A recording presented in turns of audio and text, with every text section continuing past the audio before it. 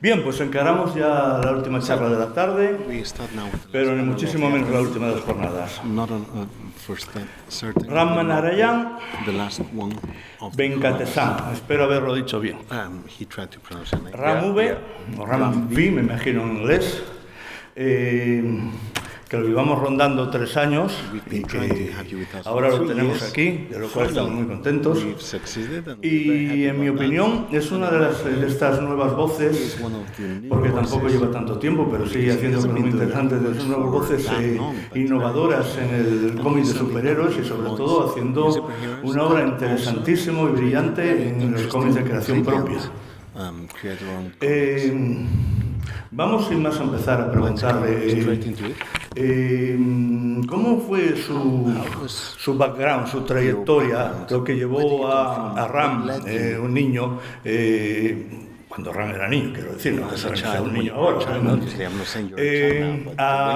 a empezar a interesarse por el mundo de la narrativa gráfica, del cómic, a empezar a pensar, pues a lo mejor yo podría escribir o yo qué sé. So my interest in comics actually comes long before my interest in writing. In India, when I was a kid, we used to get Sunday newspapers, and they used to have comic strips in them. We had Phantom by Lee Falk, and I used to collect the old Phantom strip. I used to cut out the strips from the newspaper and paste them on my book so I could have all of them at once. And that was my first kind of introduction to comics. I didn't really read a lot of the Marvel DC stuff. I was reading Phantom, Mandrake, Flash Gordon, a lot of the European comics. I was reading Tintin and Asterix. And so that was my introduction to comics. I started writing probably when I was 13. I had read The Lord of the Rings for the first time. And I said, of course, I can also write a great trilogy of novels at 13. So I sat down and I started typing. And I actually wrote something that was about 40,000 words long that no one other than me should ever read. But I think I didn't realize it at the time. It was quite encouraging that as a child, I was still able to sit down and commit the sort of work and time required to write. Fast forward about half a lifetime, I was studying to be a chemical engineer. And I was 20, I'd moved to the States, and a friend of mine gifted me the first volume of Sandman. And that really kind of opened my mind, opened my eyes to how beautiful comics could be, how complex they could be written. And it was kind of a second childhood for me, rediscovering comics.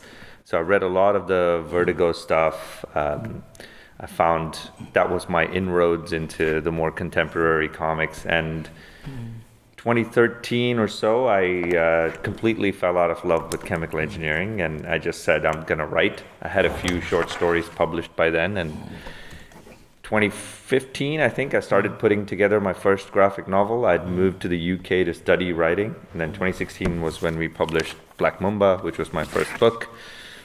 And then ever since then, I've been making comics pretty much every year. I've been writing. I think 2018, I moved to start writing full time as well. So yeah, that's kind of a brief introduction into how I started writing comics. That's fine.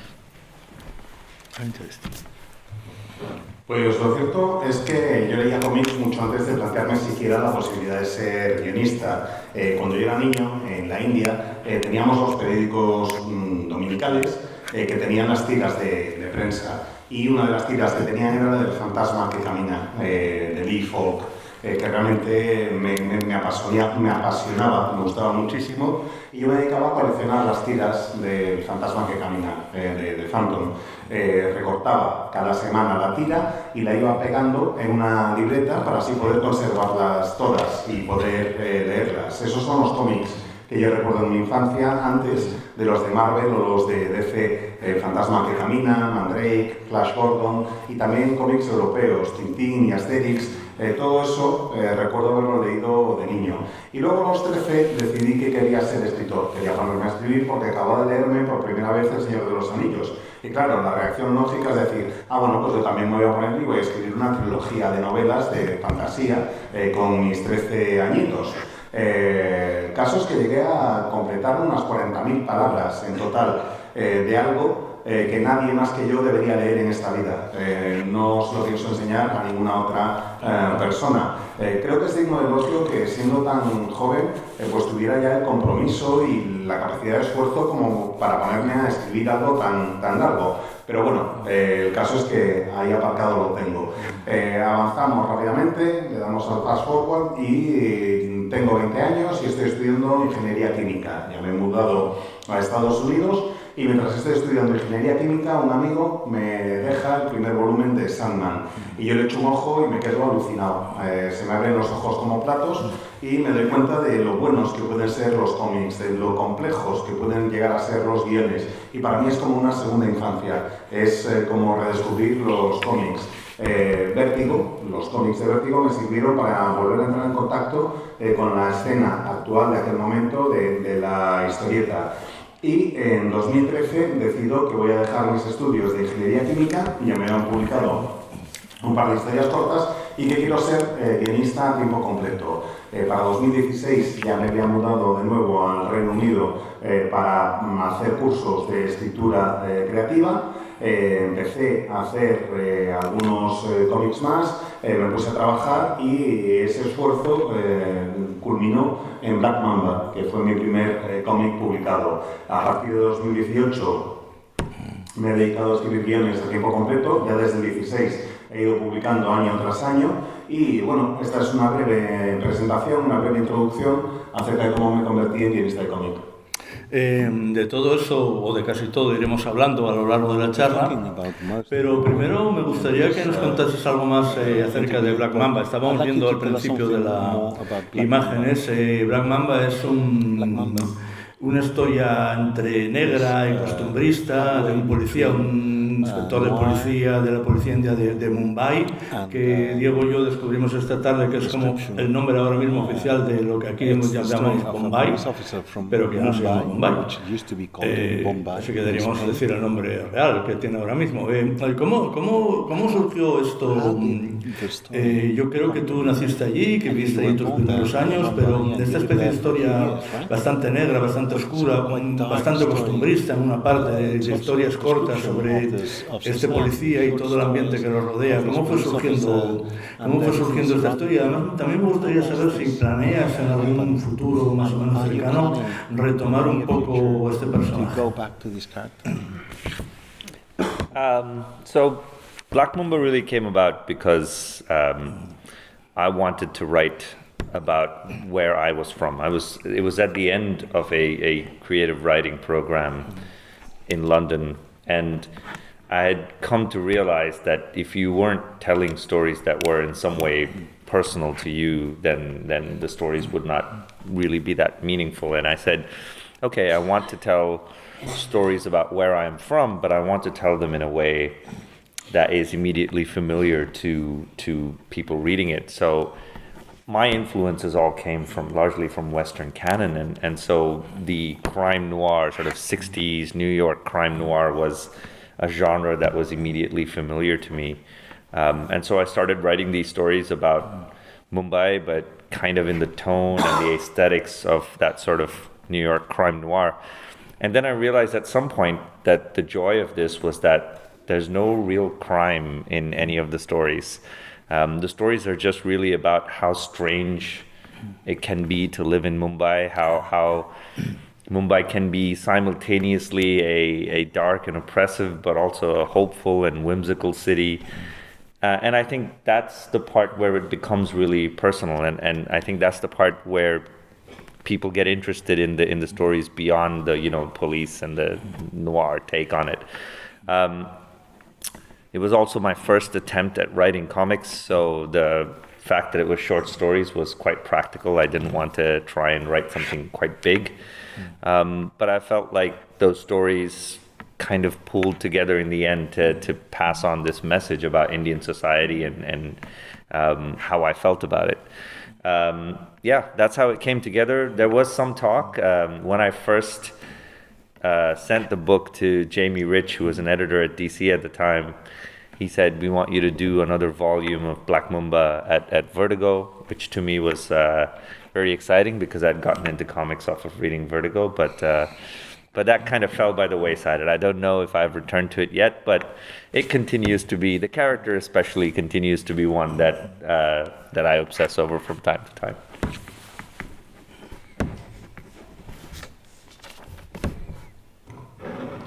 Pues Black Mamba surgió porque yo quería escribir algo que resultara verdaderamente original y que reflejara mis intereses. Por aquella época estaba acabando un curso de escritura creativa en Londres y comprendí al final de ese curso de escritura creativa que si no incluyes algo personal, si la historia que estás contando no es relevante desde el punto de vista personal para ti, pues no vas a conseguir que nadie la lea.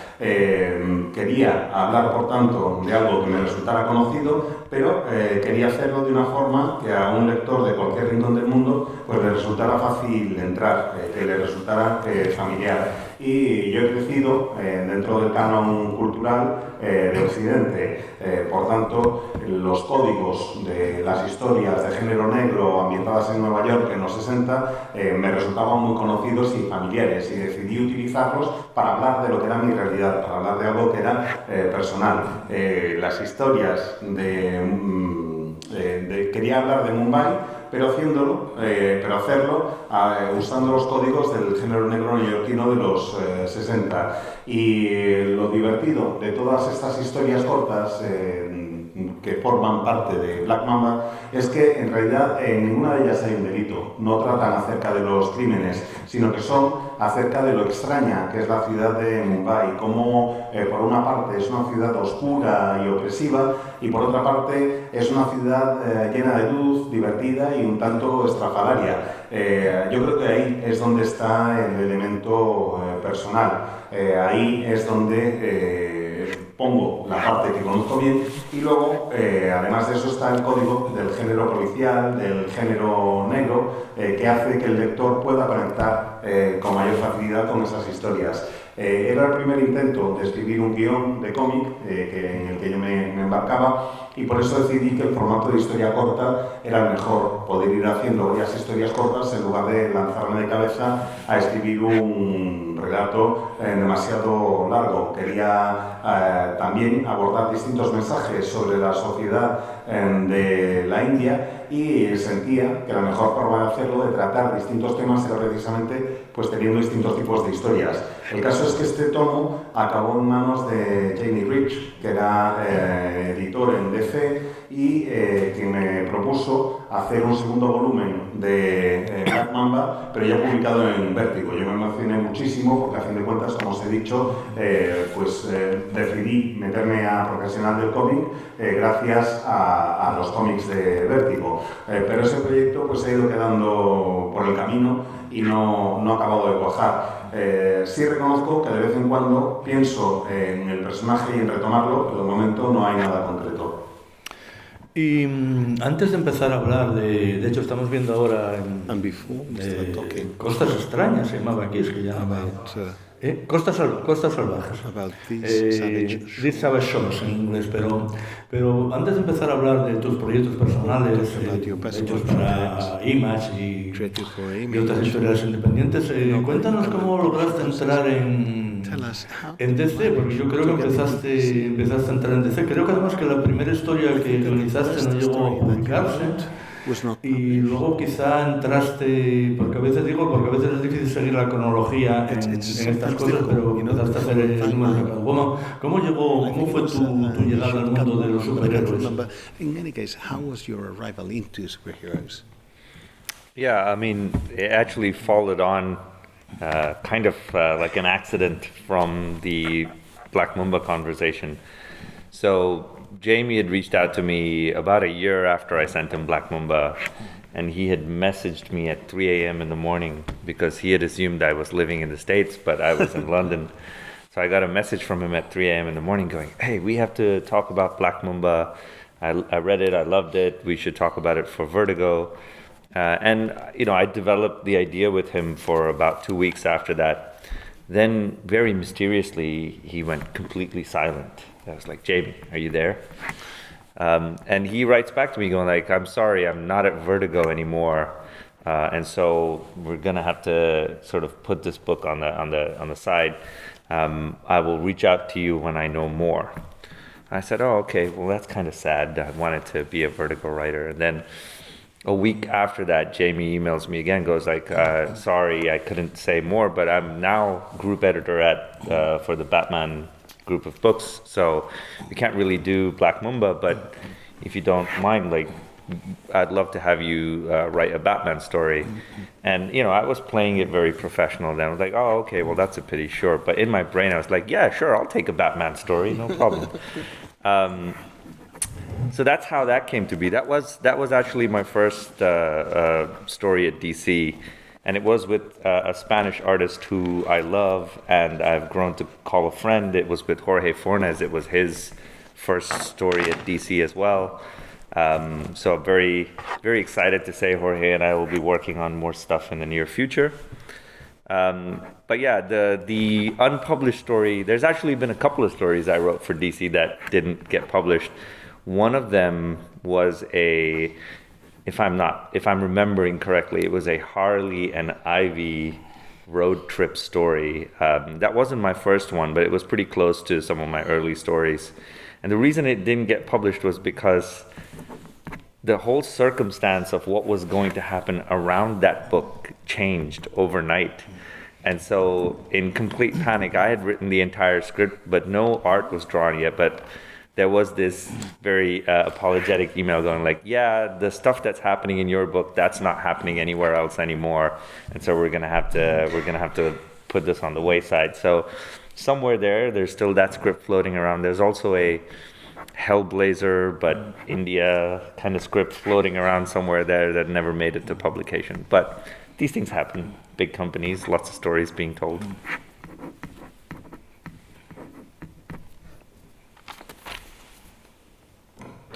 Pues la verdad es que acabé en Los Superhéroes casi por accidente. Después de esta conversación que os comentaba para hacer una nueva entrega de Black Mamba, resulta que las cosas cambiaron bastante y acabé en Los Superhéroes. El proceso fue el siguiente. Jamie me escribió de repente, un año después de que yo le hubiera mandado Black Mamba, y yo recibí un mensaje suyo al móvil a las 3 de la mañana. Eran las 3 de la mañana porque él estaba en Estados Unidos y suponía que yo también estaba en Estados Unidos y yo estaba en Londres, en realidad. Pero bueno, el caso es que recibo su mensaje y me dice, tío, tenemos que hablar porque me ha encantado Black Mamba y quiero que hagas una segunda entrega, pero esta vez ya para Vértigo.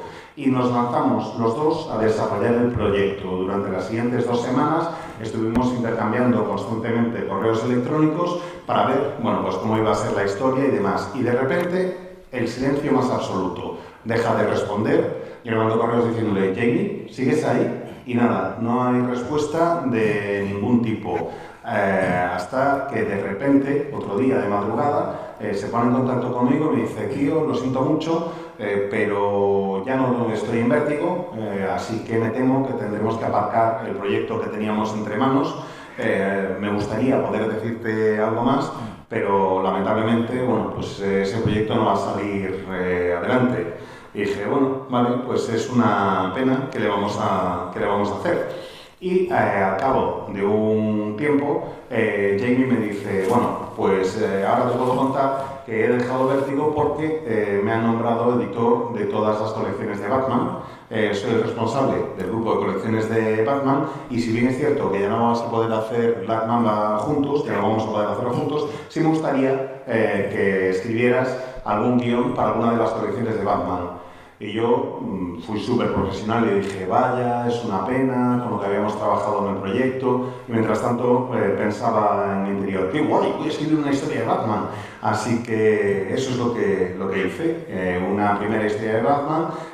La primera que escribí para la familia del Hombre Murciélago, la dibujó alguien que estaba haciendo también su primera historia para DC, con aquella que hicimos juntos, y a quien tengo el gusto de llamar amigo ahora, y es Jorge Fornés. Así que estoy encantado de haber empezado junto con Jorge en nuestra andadura en DC y me emociona mucho también poder deciros que en un futuro cercano pues vamos a volver a hacer cosas juntos, Jorge y yo.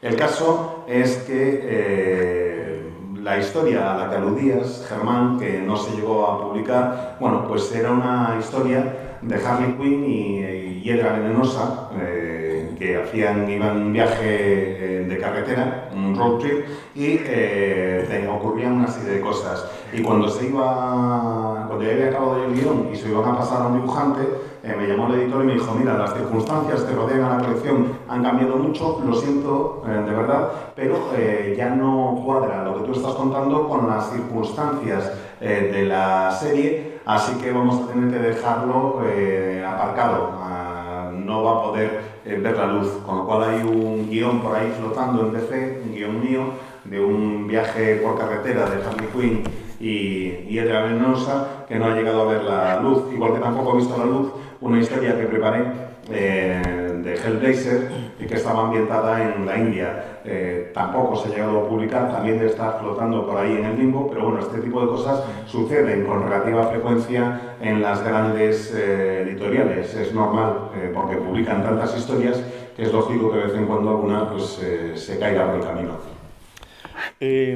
Pues hablando de la India, como no podía ser menos, y también de los trabajos, digamos, independientes, no vinculados a Marvel o DC, de RAM, muchos de ellos tienen una implicación con mitos de la cultura india o por lo menos una ambientación, como por ejemplo Graffiti Wall, Costas Extrañas, Las Muchas Muertes de la Libertad, pero hay una que además creo que ganó Eisner, que fue Blue and Green, que es una especie de combinación de música jazz con terror. Me gustaría saber que parece quizá un poquitín extraño o teniendo en cuenta lo que son las demás historias, y me gustaría saber cómo se planteó esta historia, además y qué hay de cierto en esos rumores de que sí que quisiera haber sido guitarrista de blues. And is it true that you wanted to be a blues guitarist or guitar player? Oh, you've done your research, huh? Yeah, I mean, yes, a lot of my personal work has Indian mythology and Hindu culture and Indian history in it. But really, I think of my personal work as indicative of the things that I'm interested in.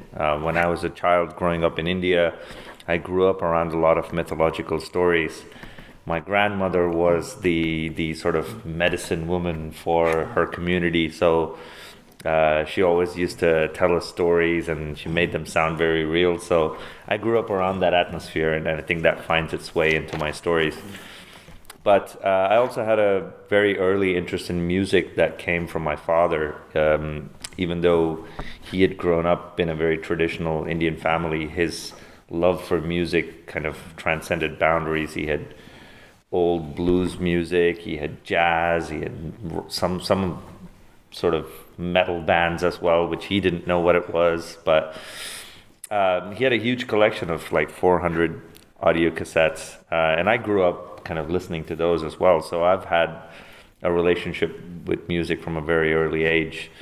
The idea for Blue and Green, though, came up because I was actually at a convention in Seattle, and it was one of the first conventions I had ever been to, and I was so sort of tired by the end of it because it was such a crowded convention and I wasn't used to having to talk to so many people at once. So I just left the convention and I was like, you know what, I'm going to go sit in a bar. I'm going to have some food. And this bar had a jazz band playing and they were playing some incredible music. And when they took a break in their set, I sat down and had a conversation with their bassist. And we talked about how jazz and writing were trying to do the same things, and that, you know, in jazz you still have the same musical notes that are available to any other genre, but you're trying to put them in a way that is surprising, that is unexpected to the listener. And I think writing kind of does the same thing. You have the same words that are available to every writer, but you're trying to find a combination of words that insinuates more than what's just on paper. And this conversation kind of got me thinking about someone trying to achieve that through their work. And eventually led down some pretty horrific paths. I'd also had a conversation with a friend who said jazz is always happy or sad. And I had argued with him. I said, no, jazz can also be haunting and horrific at times. And so Blue and Green was kind of born out of a need to express that. Yeah, it's surprising. I haven't done any other work that isn't sort of immediately related to India in my Create Our Own stuff, but I'm sure there will be more stuff on the way.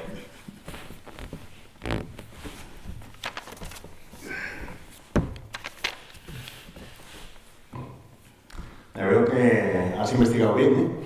El caso es que es cierto que buena parte de mi obra más personal pues está relacionada con la mitología de la India, con la cultura hindú y con la historia de mi país.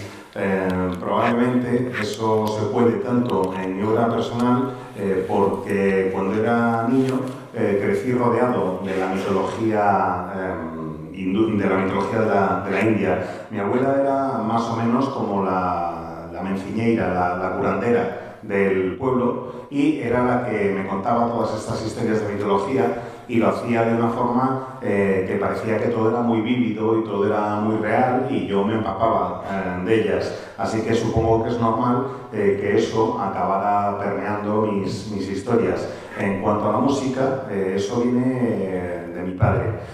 Mi padre, a pesar de que procede de una familia india muy tradicional, era un apasionado de la música de todo tipo. Le encantaba el blues, el jazz, incluso tenía discos de bandas de metal, aunque él no sabía exactamente qué tipo de etiqueta se le ponía a esa música, pero el caso es que él tenía una colección bastante considerable de más de 400 cassettes, más de 400 cintas que yo escuchaba también de niño. Desde muy pequeño crecí escuchando la música de mi padre. Y Blue and Green surge pues precisamente de ese amor por la música y de una experiencia que tuve al acabar uno de los primeros salones del cómic en los que acudí.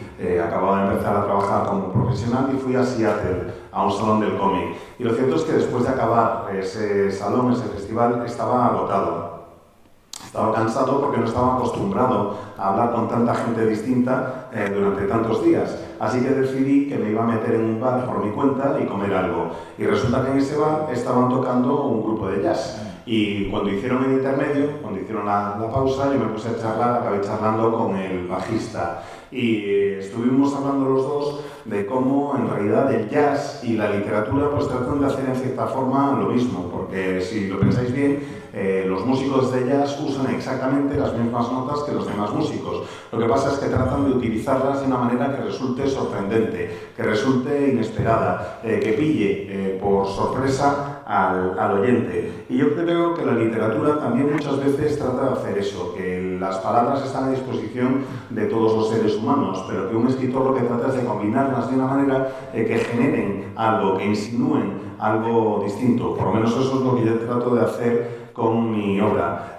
Otro de los elementos que influyeron en la creación de Blue and Green fue una conversación con un amigo que me decía siempre que el jazz era solo música muy alegre o música muy de bajona. Yo le decía que no, que de eso nada, que podía ser música también aterradora, que podía ser música que te acosara o que te acechara como si fuera un fantasma. Y creo que Blue and Green nace de la necesidad precisamente de contar todas estas cosas y estas sensaciones de las que os he ido hablando. Es verdad, ahora que lo comentas, y me resulta un tanto sorprendente, que buena parte de mi obra personal pues está relacionada siempre con la India, pero yo creo que lo que intento hacer en mi obra personal es hablar de las cosas que me interesan y seguro que surgirán obras de temática no india en un futuro no muy lejano. Bien, pero mi siguiente pregunta sí que es de una obra de temática india que para mí es de las mejores obras que he leído en los últimos tiempos. Tampoco voy a concretar el espacio temporal, que es Las muchas muertes de Laila Starr, que es una reflexión basada en mitología hindú, y una reflexión sobre el significado de la vida y la muerte, yo creo que muy profunda. Cuéntanos cómo te planteaste esto y sobre todo estas ideas que yo creo que calan tanto en el autor y que sobre todo emocionan, impresionan bastante. Thrill the reader and then create an emotional response. Yeah, I mean, when I first started writing books in general, I wanted to write about death because I was, late teens edgelord. I was wearing black. I was going to college, and I wanted to write about gothic things. And I realized at that age that I really didn't have any experiences in my life that were worth writing about and worth sharing as regards to death. And then, I lived my life. I grew up through the years, and an opportunity came about to write this book. And I felt like Neil Gaiman in his book about death, or Fabio Moon and Gabriel Ba in Day Tripper had already done such wonderful work that I asked myself, what do I have to say about this that's new or different? And I realized that how we look at death is a uniquely cultural expression. Our relationship with the idea of life and death changes depending on what culture we were born into and where we are from. And that kind of became the central thread of what I was trying to do when I was writing Layla Starr. And so I also felt like nobody really understood the motivations behind the Hindu rituals of surrounding death and how our appreciation of life and death kind of differed from a lot of other religions and cultures. And so that kind of became the bedrock for writing it. But I think the reason why it is emotionally resonant really is because even though, it has this kind of cultural specificity, I find that human beings on a very fundamental level are motivated and driven by similar things regardless of where they come from. They take joy in similar things. They are afraid of similar things. They worry about similar things. And I think eventually stories are these kind of wonderful bridges that take individual expressions of experience and translate them across cultures, across borders. So somebody else can read a story about the goddess of death being fired in India and still find something that resonates with their own experiences, with their own understandings. And if you're able to write a story that has that kind of experiential universality, then you end up writing something that resonates quite a bit. Like one of the other stories I've written, a book called Graffiti's Wall, was about 4 kids growing up in Mumbai, but I had a gentleman from Glasgow write to me saying that this book made me cry because it made me think of when I was a kid and I had just first moved to Glasgow. And I had never visited Glasgow. I had no connection with the place, and I was always kind of amused by this idea that stories could bridge these kind of huge geographical and cultural gaps between people.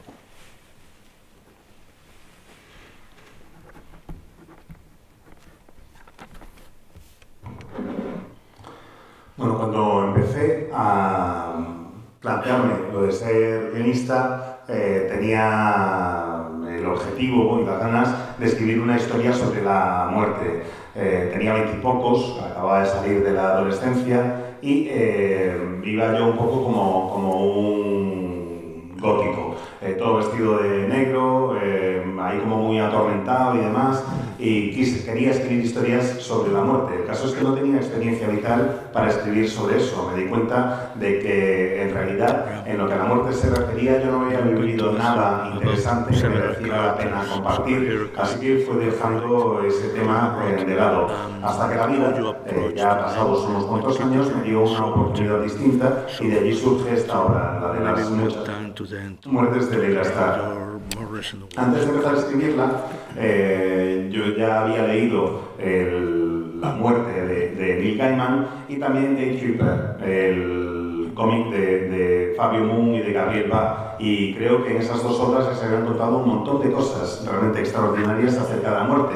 Y cuando me planteé escribir mi propia historia dije, ¿y yo qué puedo aportar de novedoso? ¿Cómo puedo enfocar yo la figura de la muerte para añadir algo que no se haya, o para contar algo que no se haya contado antes?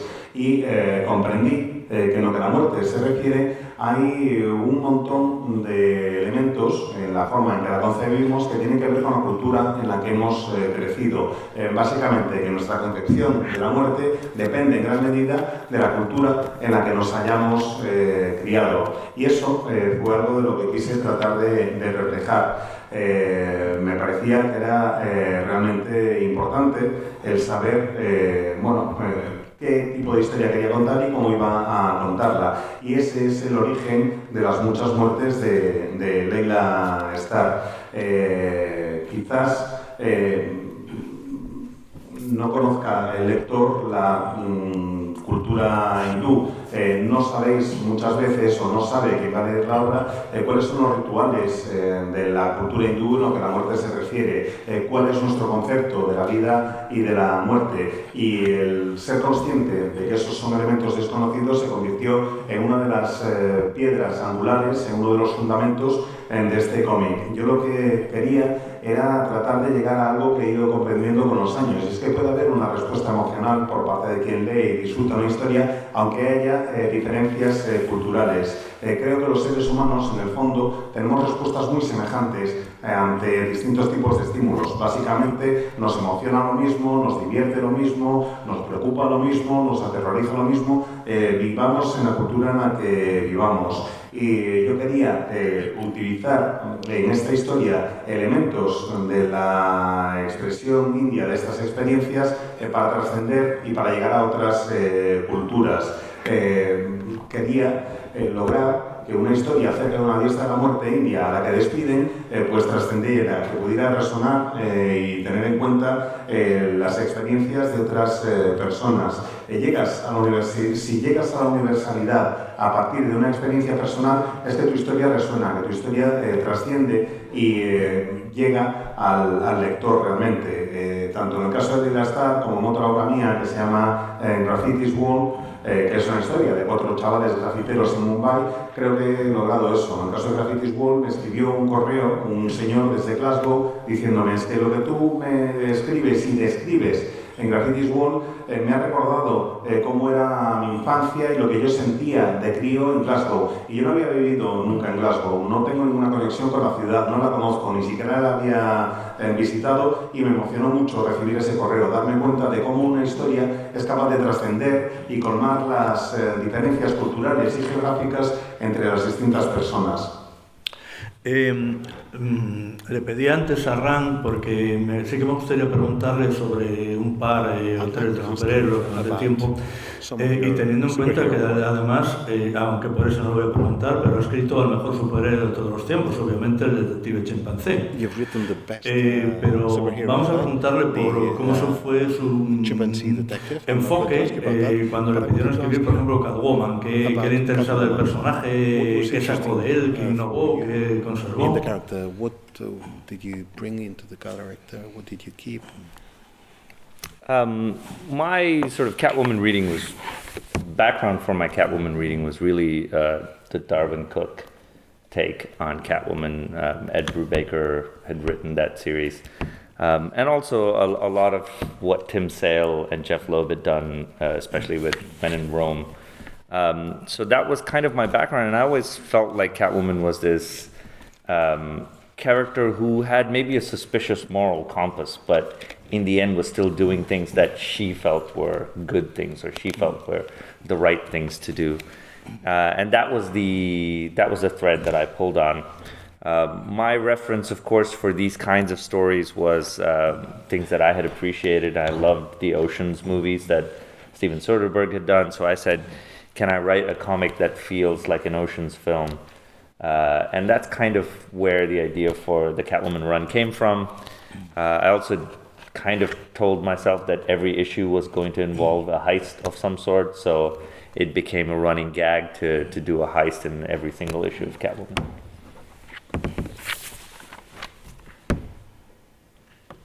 Bueno, mi referente a la hora de abordar el personaje de Catwoman pues eran los tebeos que había hecho Darwin Cook con guión de Ed Brubaker, y también lo que habían hecho Tim Sale y Jeff Loeb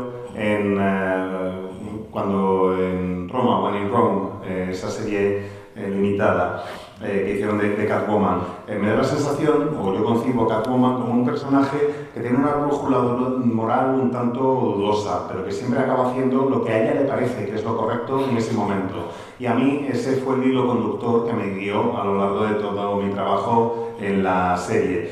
Como referencia, también tenía algo que me gusta mucho, que son las películas de Oceans, de Billy Ocean, de Steven Soderbergh, toda esta serie de pelis, de golpes y atracos y demás, y quería reflejar algo semejante. Quería que Catwoman se comportara poco más o menos como si fuera una de la banda, y quería que en cada número hubiera un golpe o se planificara algún tipo de golpe, y eso se convirtió en una especie de chiste recurrente o de elemento recurrente en la serie, que en cada número tenía que haber algún tipo de golpe o algún tipo de atraco.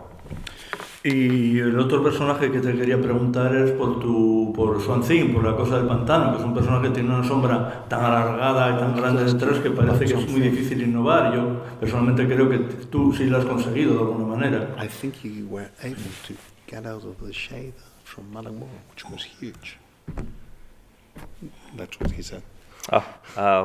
Well, yeah, I think the challenge with writing something that has such a storied history and such character-defining work is to understand why that work was successful, but not try to repeat that work or emulate that work or try and recreate that work somehow. And I think a lot of writers kind of fall into that trap because it's an exciting thing to do.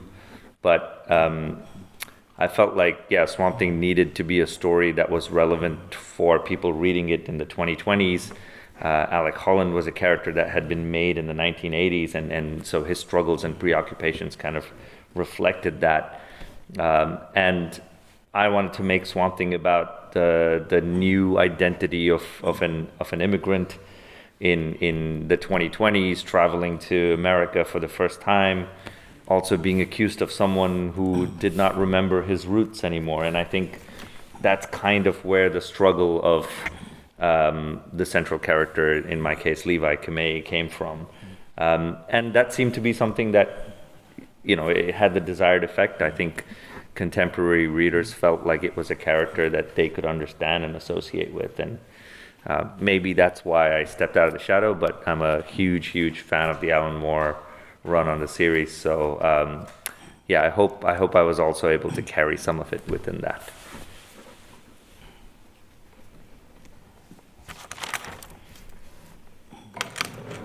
El reto, cuando empiezas a escribir algo con tanta historia y con un personaje tan definido por una etapa en concreto, es tratar de no caer en algo que suele suceder, y es que tienes que tratar de buscar tu forma de tener éxito sin imitar ni recrear lo que ha hecho la persona que haya creado esa etapa tan importante del personaje. Creo que hay muchos guionistas que han caído en esa trampa de tratar de imitar o de recrear lo mismo porque les emociona mucho la posibilidad de tratar con el personaje. Yo me di cuenta de que estaba escribiendo historias que se iban a publicar en la década de los 20 de este siglo. Y que Alec Holland es un personaje creado en los años 80 del siglo pasado que refleja buena parte de las preocupaciones sociales de ese momento. Así que decidí tratar de reflejar en mi etapa las preocupaciones de la década de los 20. Básicamente, Mi Costa del Pantano buscaba una nueva identidad basada en lo que ocurre con un inmigrante que llega por primera vez a Estados Unidos, que no recuerda exactamente sus raíces y que ha perdido en parte su identidad. Y eso es lo que le ocurre a Nival, a mi personaje protagonista. Pretendía reflejar esa ansiedad y esas situaciones, y creo que salió bastante bien por lo que he visto. He logrado el efecto deseado. Creo que cuento historias relativamente contemporáneas y por eso los lectores se han podido identificar con eso, y quizás por eso haya podido abandonar la sombra de lo de Alan Moore. Una vez dicho eso, me encanta la etapa de Alan Moore con el personaje, y espero, al menos hasta cierto punto, haber sido capaz de recoger parte de lo que él hizo. Hay dos obras de creación propia, dos por lo menos, muy recientes que aún no han sido publicadas en España, espero que eso se corrija pronto, y que yo tengo que reconocer que tampoco he leído en inglés y que eso sí que lo corregiré pronto. Una de ellas es The Right Hand, y nos gustaría que nos contaras un poco pues, de qué va, qué tipo de cosas quieres contar ahí. What do you want to tell him? So actually, the one hand is The One Hand, sorry. the one hand is part of a story that is told across two books. So the one hand is one side of the story, and then there's another book called The Six Fingers that is written by Dan Waters with art by Sumit Kumar, and that one is another side of the story. Essentially, it starts off as a kind of detective thriller. The one hand follows a detective who on the day of his retirement discovers that a killer that he thought he had arrested and put away, the same kind of murders are starting to happen again. And we follow that story in my book. And then in Dan's book, you have a protagonist who's a young archaeology student who has some health issues and mental issues, and he has blackouts. And during one of these blackouts, he remembers he might have committed a murder, but he has no idea why. And he starts following that thread in his book. And the idea was to tell a cat and mouse story, but the cat in one book, the mouse in another. And if you read both books, you get a third story that exists in between both stories, which reveals a truth to the reader that nobody else in the story knows or understands, which is a fact that both of them are in a zoo in the far future, built as a natural habitat for human beings. So it starts off like a 80s crime noir mystery, and it ends up being a Blade Runner, Truman Show-esque, weird sci-fi thing set in the future.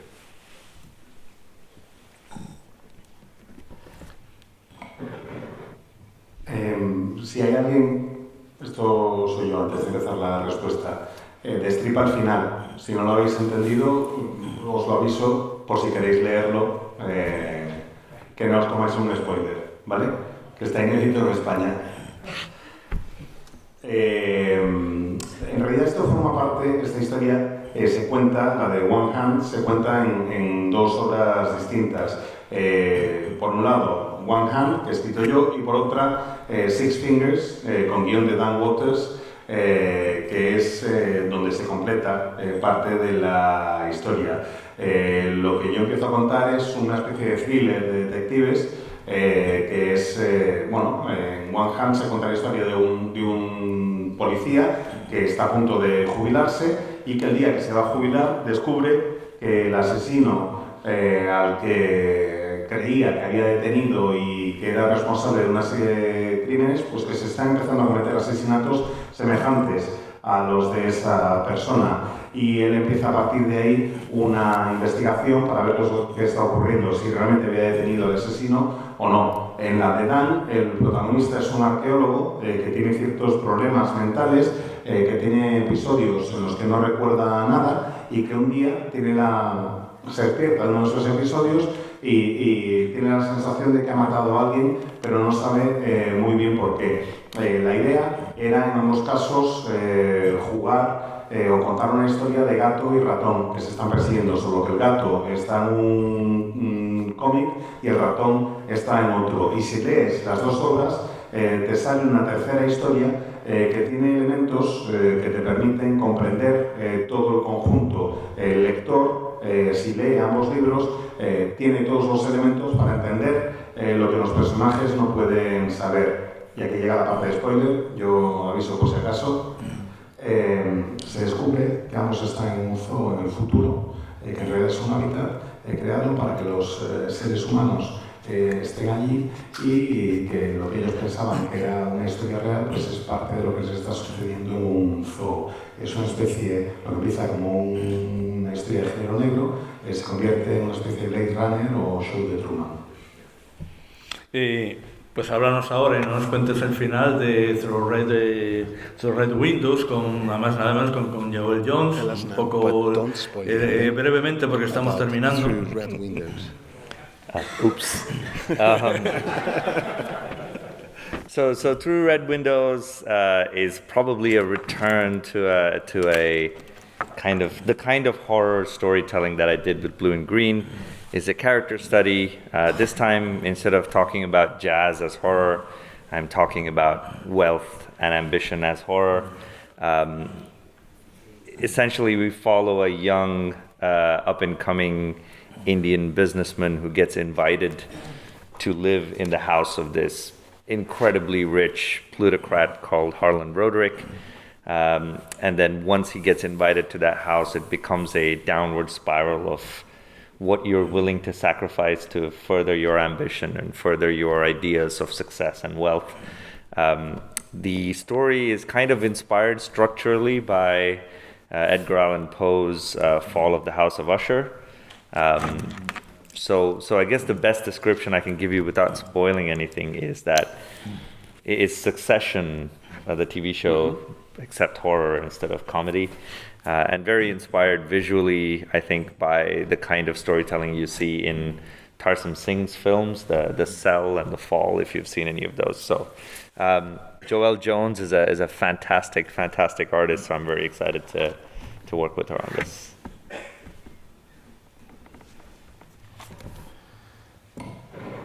Bueno, pues probablemente este sea un intento de retomar las historias de terror como en Blue and Green, solo que en lugar de hacer y transformarlo en un estudio de personaje. Lo que pasa es que en lugar de utilizar el jazz para ambientar la historia de terror, utilizó la riqueza y la opulencia como ese elemento. Se cuenta la historia de un joven empresario indio al que invitan a vivir en casa de un plutócrata llamado Harlan Roderick, y una vez empieza a vivir en esa casa, pues en realidad se convierte en una exploración todo de hasta qué punto está dispuesto el personaje a sacrificar las cosas, a sacrificar su persona en aras de su ambición y para tener algo más parecido a lo que él considera es la idea del éxito o de la riqueza. Básicamente sigo la estructura narrativa de la caída de la casa de Usher, de Edgar Allan Poe, pero añadiendo otros elementos. Yo lo defino como Succession, ¿sabéis? La serie de televisión, solo que en lugar de tener elementos más cómicos, tiene elementos más de terror. Y una de las grandes fuentes de inspiración para mí son las películas de Tarsem Singh, que no sé si las habéis visto, La celda, La caída, etc.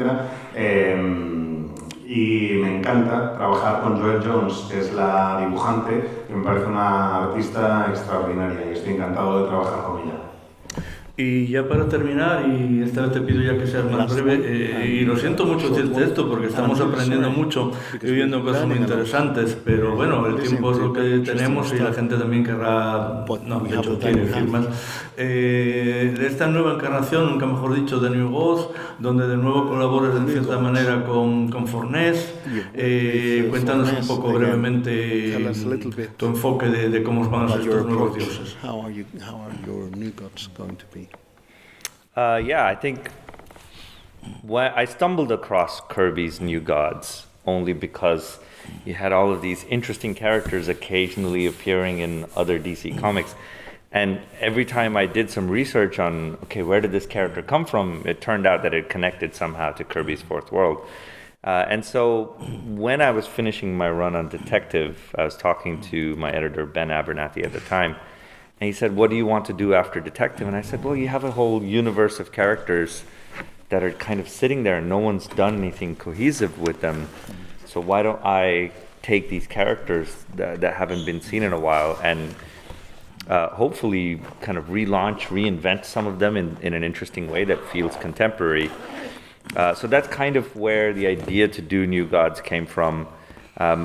I went back and read a lot of the original Kirby stuff, and he was taking so much from world mythology, and it made immediate sense to me because I grew up with Indian mythology to take ideas from Indian mythology and use them as a way of kind of talking about this new storyline with New Gods. Indian mythology, in case you guys don't know, has a very similar sort of end of the world kind of Ragnarok myth. In its own right, so I'm using that structure to tell this story. I'm also very excited because I think it's the first new gods story, fourth world story that collides straight into the mainstream DCU. So they'll encounter all the big DC characters, Green Lantern, Superman, Batman, all of that stuff. So yeah, I'm very excited to do it. Jorge is doing a 4-page introductory sequence in the first issue. The book is with an artist called Evan Cagle, who's worked with me on other books, another book called Dawn Runner before. And yeah, I'm very excited to show off the book to you. I think the art is fantastic. Hopefully the writing sticks to landing as well. Pues lo cierto es que cuando yo me tropecé con los nuevos dioses de Kirby, porque cada vez que aparecía uno de los personajes en alguno de los cómics de DC, yo me ponía a investigar y descubría que había un montón de personajes que estaban conectados con el cuarto mundo de Kirby. Y cuando acabé mi etapa en Detective Comics, me dijo Ben Abernathy, mi editor, ¿y ahora qué quieres hacer? Yo le dije, mira, es que sé que tenéis todo un universo de personajes ahí que no estáis utilizando, con los que hace tiempo que nadie hace nada, y me apetecería intentar relanzarlos y crear algo más contemporáneo con ellos. Me lo permitieron y me di cuenta al releer el material original de que en los nuevos dioses Kirby en realidad jugaba con la mitología de todo el mundo, y eso a mí me venía muy bien porque podía incorporar elementos de la mitología india. Yo no sé si lo sabéis, pero la mitología india, la mitología hindú, hay una estructura relativamente semejante a la de los nuevos dioses, porque también tenemos una historia acerca del fin del mundo, acerca del Ragnarok, y todo eso me vino muy bien para estructurar la historia que tengo en mente. Es la primera vez, hasta donde yo sé, que todos los personajes del cuarto mundo van a interactuar con los personajes mainstream, con los personajes más populares del universo de DC, porque aparecerán por la historia pues desde Linterna Verde a Superman o a Batman, y efectivamente Jorge hace una parte, hace una introducción de 4 páginas, pero el resto del dibujo es de Evan Cagle, que es alguien con quien trabajé ya en otra serie que se llama Town Runners, y estoy deseando que podáis ver sus páginas porque son absolutamente espectaculares, y espero que el guión esté a la altura. Ram es uno de sus escritores, de sus creadores, que a mí, como lector, me ha proporcionado más satisfacción, más emoción en los últimos años. Su aproximación a los superhéroes me parece enormemente fresca, enormemente nueva, y ya no digo nada de sus libros de creación propia, enormemente emocionantes, riquísimos. Un escritor como La Copa de un Pino, que estamos muy contentos de tener aquí, después de haberlo intentado varias veces, por diferentes circunstancias muy comprensibles, no pudo ser, pero ahora está aquí con nosotros, vamos a disfrutarlo, vamos a darle un fuerte aplauso y vamos a leer este libro. Thank you for having me. It's a pleasure to be here. Thank you.